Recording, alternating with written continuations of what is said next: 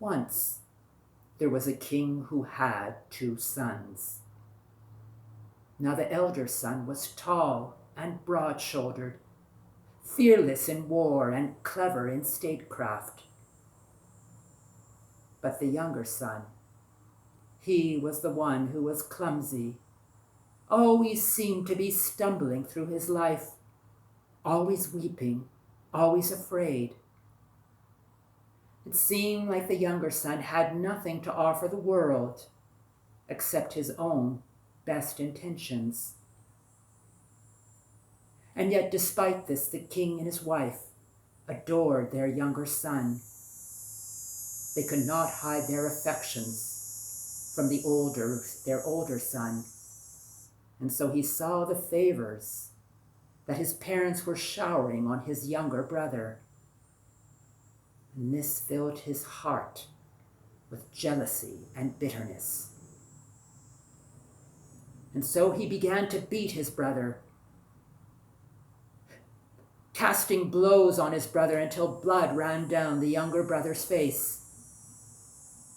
And how the king and his wife suffered at this sight. One day the king approached his elder son and said this: "The wrongs that have been committed against you, after all, do not come from your younger brother. They come from me and your mother. We have not hid well our affections for your younger brother, and we ask you do not make him suffer for our wrongdoings. If you promise to do this, I promise on this day that I will abdicate and hand over my kingdom to you." Well, the elder son, when he heard this, agreed. And so the proper ceremonies were made, and the king abdicated his throne, and the elder son took his place. But there was so much bitterness, so much hatred in the elder brother's heart that he broke his promise. And he banished not only his younger brother, but his parents away from the kingdom. And there they all lived in the wilderness. But the younger brother didn't mind, for he was near his parents. And whatever home they found themselves at the edge of that wilderness was all that they needed, where they shared their lives and their affections together.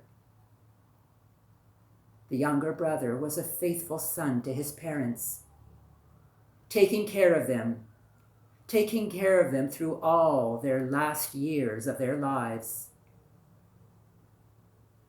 But so it was with them as it is with all of us. The king and his wife arrived at the day that it was their last, where they gave their last breath. And the younger son was alone in the loneliness and the absence of his parents that he loved so deeply. He was filled with sorrow.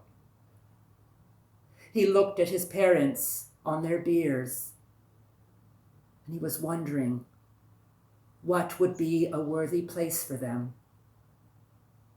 A priest came ordering that the body should be cremated.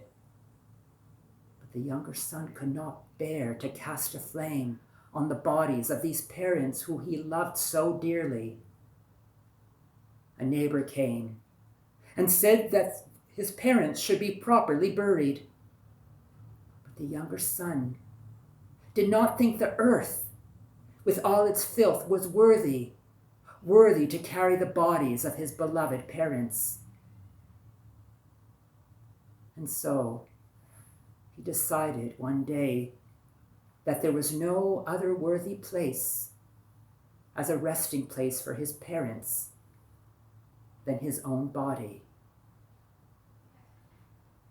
And so on that day, he took a large knife and he cut his head off. And with the opening that was created with this, he placed the bodies of his mother and his father. For as they offered his body to him, he could think of no other better resting place than his own body.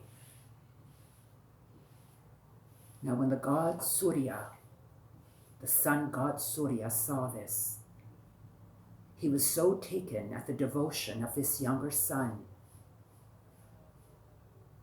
that he created a new head for the young son to bear. And thus the young son became the first Hoopoe bird. And to this day, the Hoopoe bird has that crown of feathers, in which the world remembers the devotion and sacrifice of the younger son to the king and his wife.